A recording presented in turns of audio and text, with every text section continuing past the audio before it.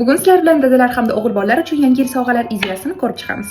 Birinchi qismida biz 100 minggacha bo'lgan sovg'alar haqida gaplashgandik. Men har doim o'g'il bolalarga sovg'a tanlashga qiynalardim, chunki ular bizga o'xshab har bir mелочga ham xursand bo'lishmaydi. Lekin aynan bu videoda idealniy sovg'alarning podborkasini man sizlar uchun tayyorlab qo'ydim. Birinchisi, bu termos qanchalik oddiy bo'lmasa, lekin men dadamga 3 yil oldin termos sovg'a qilgandim. Hali ham o'zlari bilan ko'tarib yuradilar, chunki men u yerda dadajon deb gravirovka urdirganman. Va xudo ko'rsatmasin, o'sha termoslar qayerdadir yo'qolib qolsa ham, biz mayli boshqasini qilib beramiz degan taqdirda ham, yo'q, buni sizlar menga sovg'a qilgansizlar va bu men uchun qadrli. При этом u termos har doim yonlarida yuradi. Chunki kerakli narsa.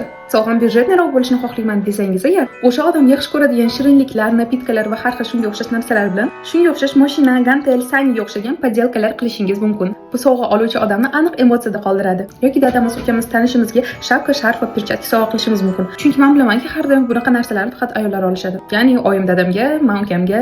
Agar sovg'a oluvchi odam kitobxon bo'lsa, unga chiroyli knижный boks yig'sangiz bo'ladi.